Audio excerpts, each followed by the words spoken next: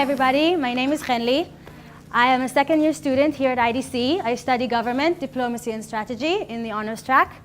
And I came here today to speak to you about the story of the IDC Public Diplomacy Center, which took place here in the summer of 2014 with Protective Edge going on, and what the students of IDC did at that same time when they couldn't be on ground in reserve duty. So that's what we did. And I'll talk to you a little bit about how to use social media in the war against delegitimization of Israel.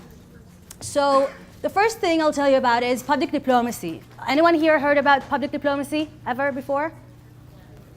So public diplomacy means that diplomacy, unlike 100 years ago when it was a diplomat speaking to a diplomat and trying to influence that country by maneuvering him and asking him to do things, public diplomacy means that now governments and other people of interest are trying to influence the public opinion in a specific state in order to change what that country is doing regarding that state that is doing this. So public diplomacy deals with the influence of public attitudes on the formation and execution of foreign policies.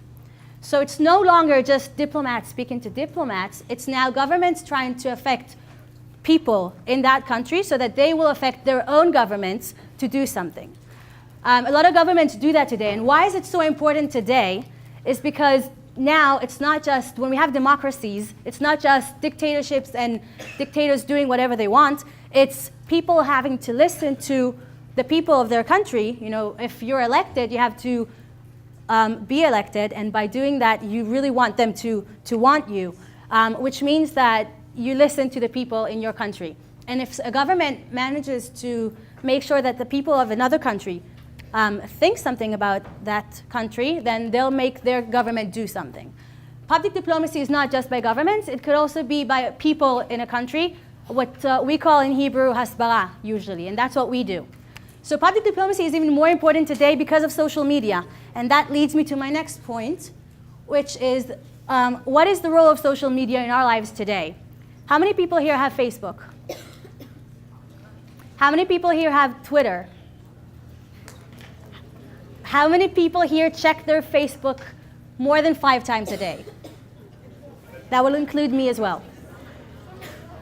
How many more than twice a day? That will probably be the rest of you guys.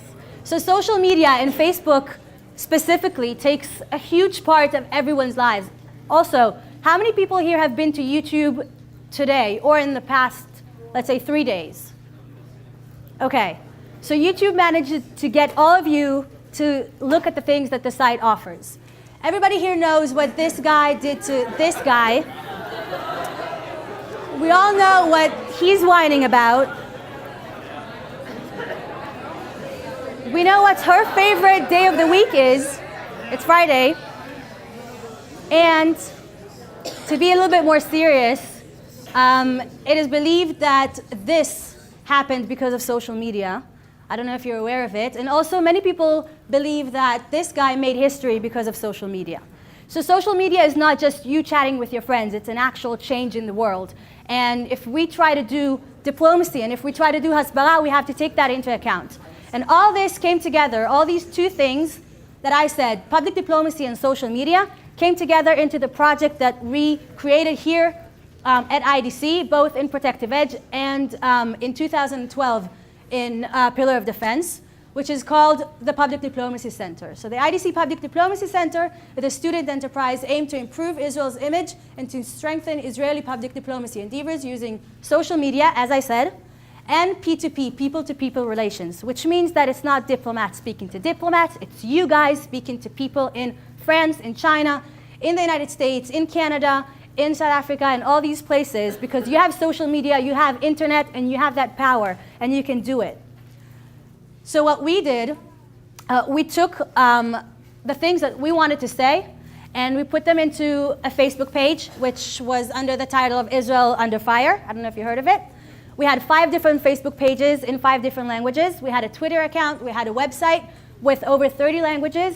And we had a newsletter going on daily. For 30 days, 24/7, the center worked with over 670 volunteers coming to the center daily, not all 600 together, And it took place here at IDC, and about 1,000 more people were involved through internet around the world to help us do what we did.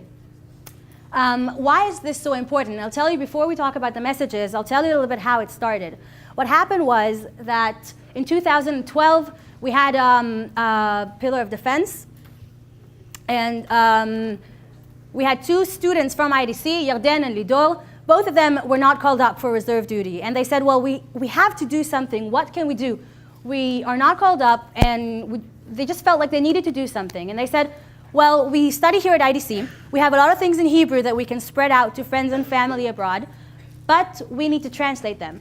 And then they said, well, we have this international school here. We have so many other languages that we can use. Let's go try and find these people and ask them to help us. And that's what they did. They went to the cafeteria here, and they looked for people that seemed international to them and said, do you speak a different language? And if they said yes, they said, can you help us? The first day they had about 15 people. Next day they had about 65. Going on and creating this amazing center that began with just translating all this material and sending it out to as many people as possible, and went on with creating content, creating articles, creating images, creating videos. I'll show you one of them in a moment. And you can see them all on www.israelunderfire.com and find your own language there. And they created all these amazing things in 2012 for a week. And then a year and a half later, when we sadly had to come back to Gaza and go into another operation, this time not knowing how long will it take, but deciding to reopen the center again, we decided to do it in a somewhat more organized way. And our messages were much more organized because it was not on the go as much as it was the first time. So I'll talk to you a little bit about the logic behind our messages, which I think made the center what it really was. The first thing about it, and the most important thing, I think, was that it was unaffiliated with a specific political party. This meant that I'm not going to tell you exactly what my party, what I voted for, but I'll just tell you that the exact opposite of me, is one of my best friends, and we worked together for a month about everything relating to Israel's image in the world without even talking for 1 second about politics. Because this meant that we were doing something here for the greater good of Israel, and it didn't matter what we voted in elections. It mattered that Israel has the right to defend itself, and Israel needed its people to stand for it. And that's what we did. The second thing was that it was developed for an international audience. You will know this very well. It's not just about speaking a different language, it's about understanding a different audience. It's not just speaking Hebrew, it's understanding the Israeli atmosphere. If I speak English, it's good enough, but I also have to understand my audience in a better way than just speaking the language. Another thing was that it represented the simple, honest voice of Israeli citizens. And as I said, people-to-people relations, P2P, as I said before, that means that I'm a person, I tell my own story. I tell people in a different country, this is me. I woke up this morning and had to go to shelter 3 times before 10 a.m. This is my story. I'm not speaking for the government. I'm not trying to convince you of anything. I'm just trying to tell my story. And that was the most important thing for us when we tell stories, that it will sound like what it really is, our story, students of Israel. And it was designed to be easy to relate to and engaging. As I said, social media. Everything has to be quick, has to be short, has to be to the point. Everything was very, very, very exactly what we wanted to say. No huss, no things. And we didn't really have a lot of articles, not a lot of we didn't really go into deep because people don't stop and read that. You guys are already in your cell phones if you could, or you already are, because this is too long for you and it's just 15 minutes. And I get it, and it's okay and it's great. But we have to make sure that people stop and listen to exactly the short thing that we're trying to say.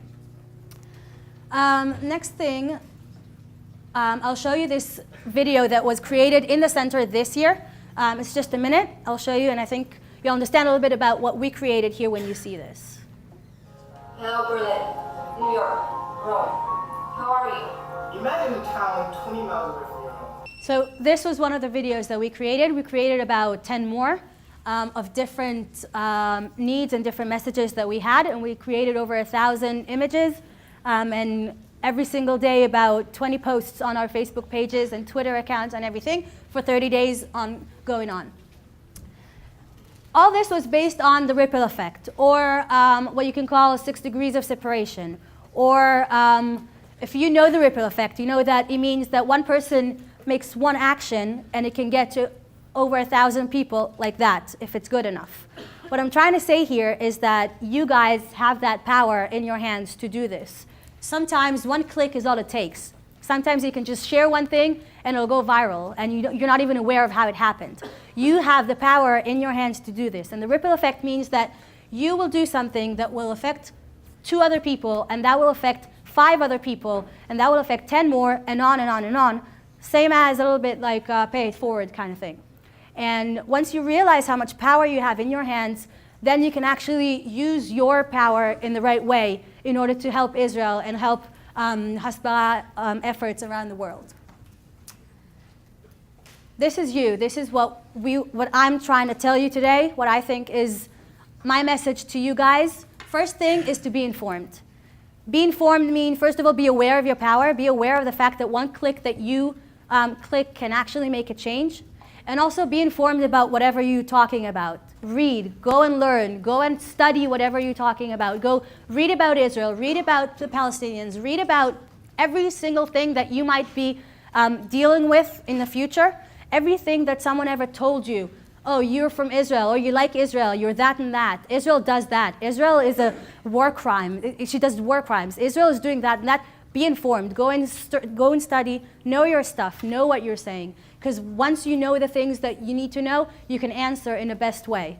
And really be informed means that you have to be aware of the fact that you're not just who you are representatives of the Jewish people of the state of Israel. And you have so much power in your hand just by clicking and sharing things on Facebook, then you have to be aware of it.